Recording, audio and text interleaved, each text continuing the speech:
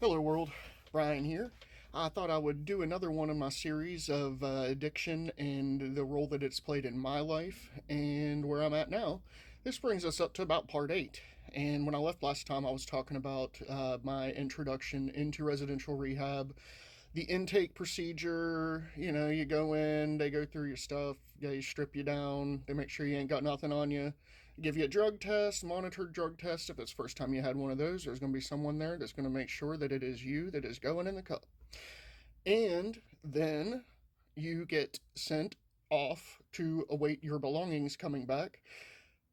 And I wish there was a little bit more communication at this point, but I can't really fault them for that because I didn't know what to ask, and I just was going through thinking, well, this is all new to me, so this is going to be a learning experience, and it was.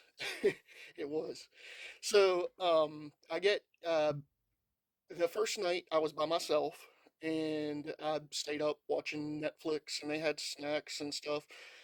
So I wasn't hurting or anything, but I was kind of anxious. I was like, I don't know what's going on, but I did eventually get some sleep, and I got up in the morning, and I actually got up before I needed to, and they were there with breakfast. I think it was like 6, probably in the morning, 6:15.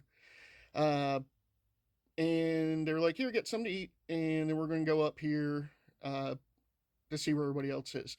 And take your stuff with you because we have a room for you. So then they took me up to where my cabin was and my stuff situated in the room. I still hadn't met any of the other uh, people that were in there with me other than staff. And then we go over and do a morning meeting, and they started there with the first thing every morning was everybody would go around and say what they were grateful for.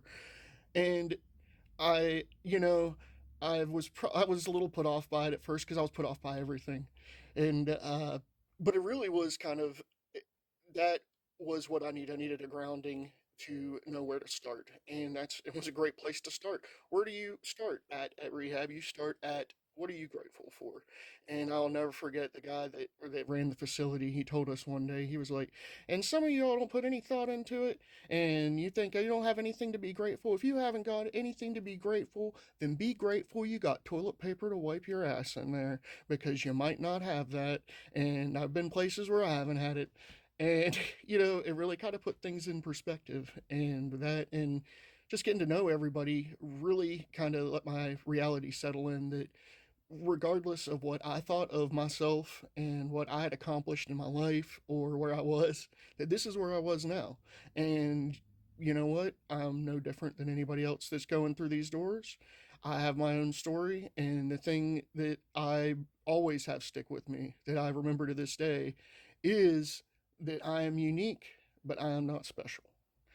And that first trip into residential rehab really kind of laid the seeds for that. And it was something, I mean, I should already know. I should have known that years in the past, but it took time. It took a school of hard knocks, and we're going to keep on going through this.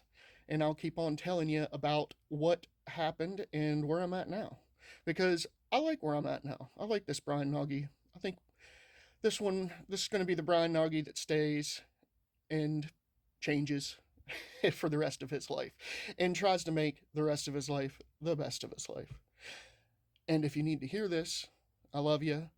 Sorry, I'm trying to get less rambly on these, but I don't want to script them because the whole purpose of me doing these videos is to get better at stream of consciousness, at getting my thoughts together to put out. And I hate to practice on you guys, but I hope the information that I have is useful. And I appreciate you for letting me practice and for watching.